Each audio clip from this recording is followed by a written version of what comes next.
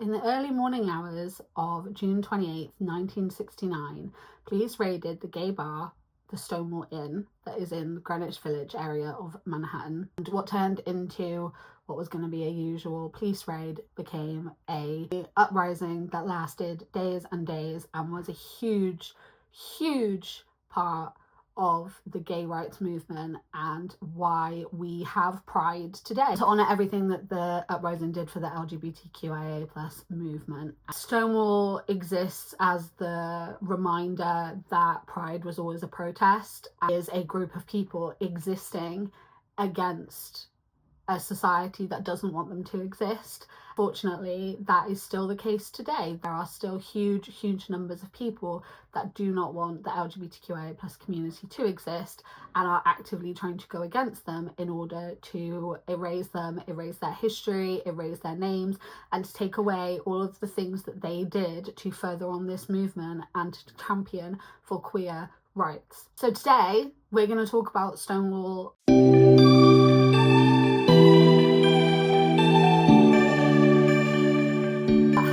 My name is Ren. I am the host of the Open Book Podcast. Open Book Podcast is a queer bookish podcast where I combine the two biggest parts of my personality and I talk about queer books and queer history and historical, like the history of queer literature and non-fiction queer books and the importance of those. So I do have some book recommendations for today as well that I think are really important to read, but I also really want to talk about what is happening with everything that's going on with Stonewall at the moment. I think that it's really important to talk about it, because if we don't talk about it, then that just does exactly what they want us to do. Stonewall. So yeah, on the 29th of June 1969, the Stonewall Inn, like I said, is a gay bar in Manhattan, and it was raided. There was a police raid, and it was one of the only places where gay people were allowed to go to dance. At this time, it was illegal to be gay in New York. It was still illegal to be gay in the majority of the US states. Only a few of them had actually been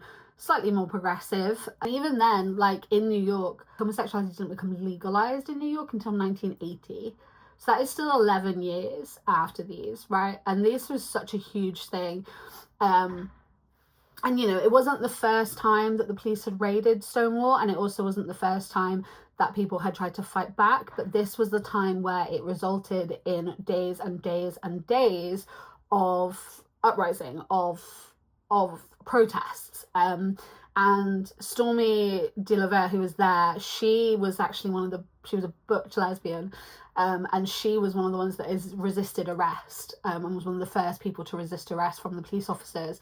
And she says, like, it wasn't a riot, this was an uprising, like this was a movement. And that's how I will refer to it, because like it, you know, riot suggests it. I mean, it was rioting, I guess, but like it was an uprising, it was this movement, it was this protest to say that we are allowed to be here and we are allowed to exist. While we're talking about the history of Stonewall, I also want to kind of just highlight the fact that the police officers were also awful, because if we're going to put all of our cards on the table and we're going to talk about the actual history, we're not going to erase any history. So I thought I would highlight that some of the police officers had actually assaulted some of the women while frisk searching them, and that was corroborated by lots of people who witnessed that.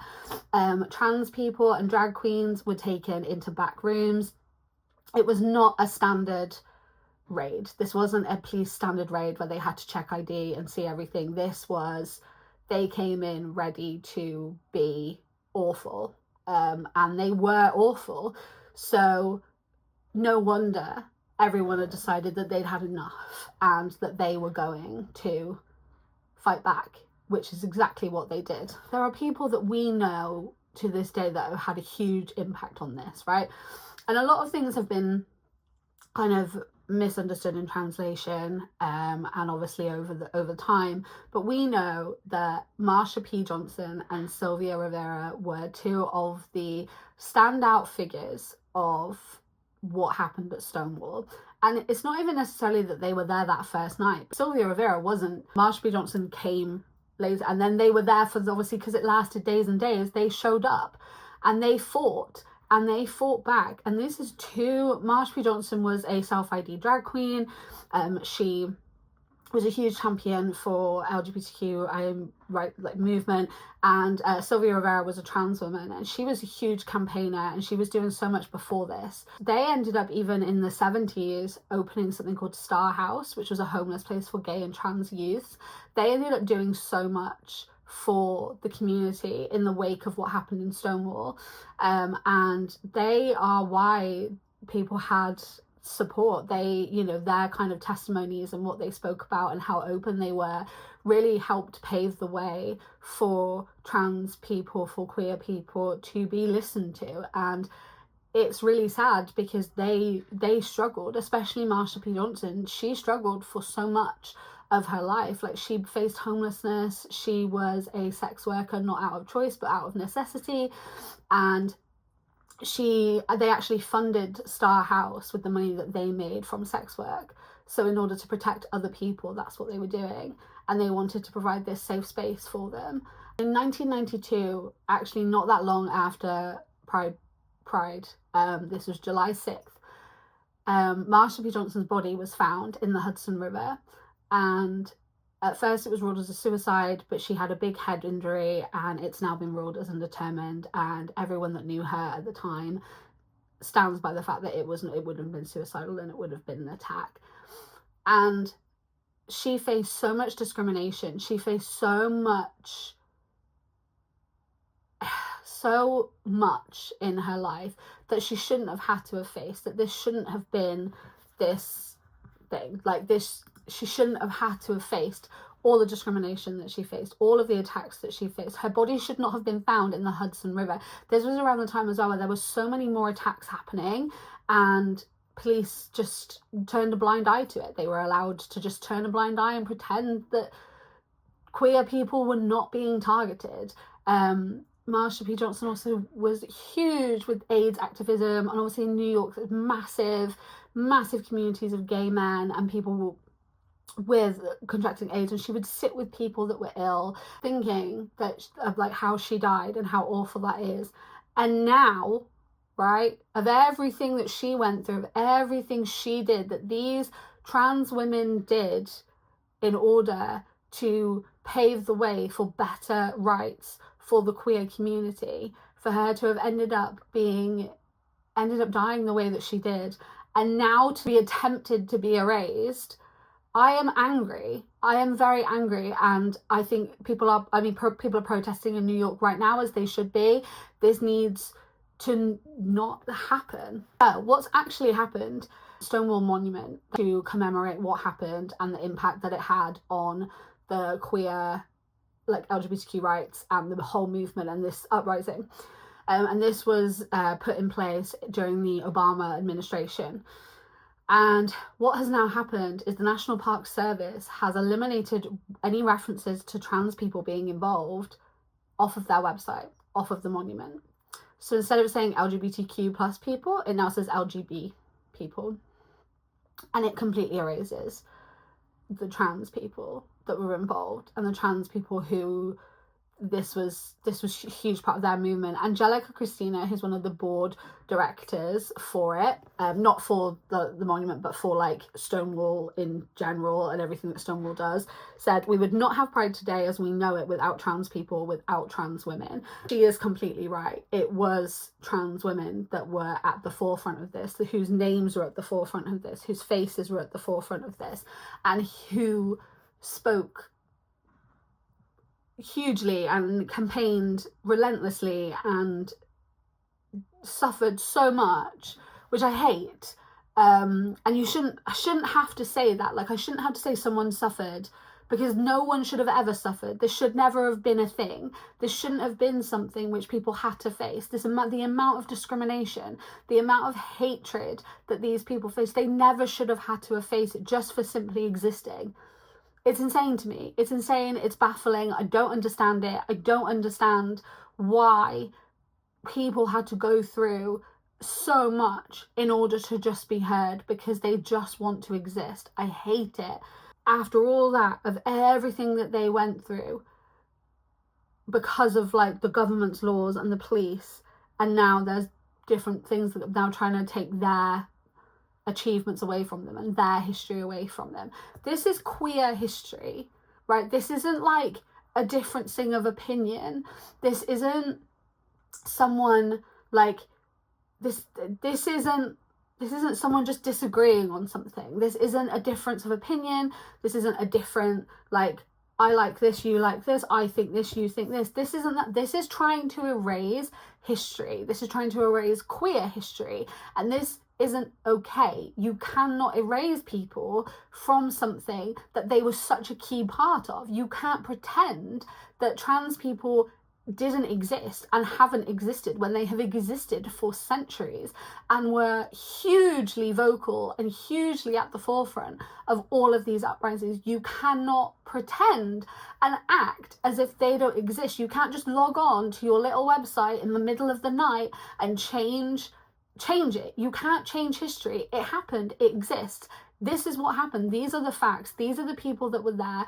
These are the people that had actually have a huge impact, whose names we remember, whose names we look to, who we take inspiration from, quotes like they've said, things that they've done, the impact that they've had. You don't get to come and you don't get to take that away from anyone, because that is queer history and that is what happened.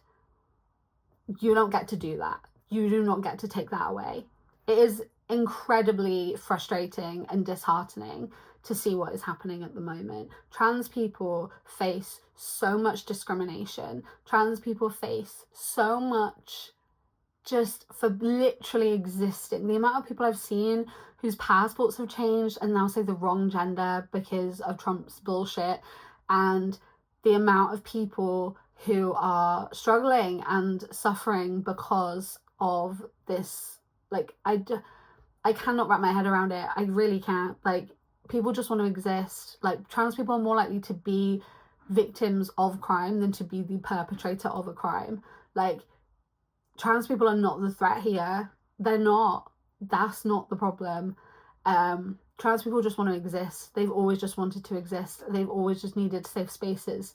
Like, you don't get to come in here and try and pretend that that's not the case, because it is. This is actual history, and you can't erase this. Like, I have seen the pictures of the book burning. I know that trying to erase history and trying to erase people, this has been done before. This has happened. This happened in the 1930s and the 1940s, and it was a man who Elon Musk very much tried to resemble a few weeks ago, who was doing the erasing then. And this is the digital version of that. We are literally just watching the internet version of book burning. You know, this isn't, again, like I said, it isn't a difference of opinion, even though I don't think hatred should ever just be a difference of opinion. I think people should just be told that they're being hateful. But this isn't even a difference of opinion. This is trying to erase history. This isn't okay. We can't pretend that this didn't happen, because it did happen. And no matter how much you try and scrub it and pretend that it didn't, it did. It happened. Like, we know it did. And it being the internet age, we can see the difference. Like, we can see that what the website looked like before. It's there forever. We can see what you're changing and why you're changing it. And that digital footprint is going to haunt the people that are making these changes, because we know what that website looked like beforehand. We know the truth. People know the truth. People know what happened. And you don't get to come and erase that. You don't get to pretend that that's not what happened to people. The Stonewall Inn was literally owned by the mafia, and it was for, like, everyone was there were the most marginalized people. Like, it was built on the foundation of being a safe space for marginalized people. You don't get to get rid of that. You know, going forward, I want to talk about these book recommendations. I also want to say, please be really, really careful at the sources of a lot of this, right? Because obviously a lot of this is being censored and a lot of things are being erased. So even things like, you'd think the National Monument website was solid and legit, but they're the ones deleting it. So please just be really careful at where you see your information. Be very aware of the acronyms that are used. If it's LGB, if there's no T there, probably don't trust it and assume that something's being censored. The Stonewall website still says LGBTQ, and I don't imagine the actual Stonewall website will change it. National Monument has changed it, but you can read about their initiatives on there. You can find out where the Stonewall Inn is in New York if you want to visit, if you're in the area, and you can also obviously like buy things from their website and buy merchandise and donate. Make sure you're being very cautious in the sources that you have.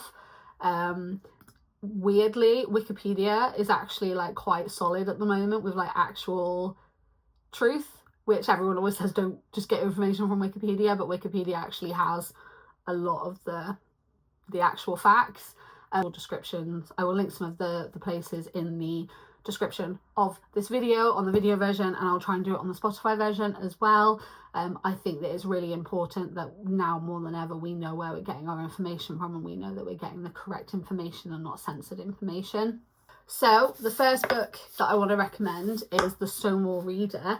This is edited by the New York Public Library. It's got a foreword by Edmund White, and this is a collection of like first accounts and diaries and articles leading up to and after Stonewall and everything that happened, and looking at the impact that it had and everything that happened because of Stonewall. It highlights activists, trans activists, and what they did, and it has all of these accounts of what everyone did, and it's really important and really impactful, and you get to sort of read a lot of first-hand accounts, which I think is so important. And a really good place to start if you want to know more about Stonewall, and actually like learn about what happened. Yeah, this is phenomenal, really recommend it. And I also have the Stonewall riots coming out in the streets. So this came out when it was 50 years, so in 2019, and this is like a younger, for like youngerish readers. It's why I've got two books that I think would be good for different things. So this is like the basics of what happened, but the importance and highlighting key people and saying what actually happened. And I think that this is really good, especially for like younger people if you want to educate them. And then, like I said, the Stonewall Reader is also, this is phenomenal, absolutely just so impactful, moving, and really, really highlights everything that happened during that time. I would genuinely really recommend reading them. Like I said, there are other sources. I will make some links below, and there are lots of other books that you can find as well. Just make sure that you are being very aware of where you are getting your information from, because people are censoring. And I think the reason why I want to talk about this, the reason why I want to keep using this podcast to talk about, you know, obviously the books, but also talk about these things that are happening, is because if we don't talk about it, then they win. Like, they can't keep everyone quiet. They can't keep people from talking about this. People are going to protest. People are going to talk about it, and we need people to understand that, like, we're not going anywhere. Like, this isn't going to change. You know, you can change whatever you want, but people are still going to talk about what actually happened. And this is queer history. This is our history. Like, this happened. You can't pretend it didn't happen. Like, it happened.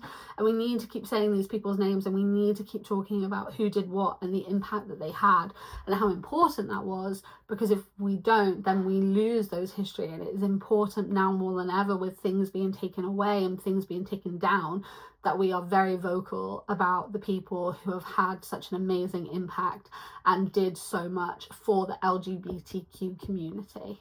Right, we need to talk about that. So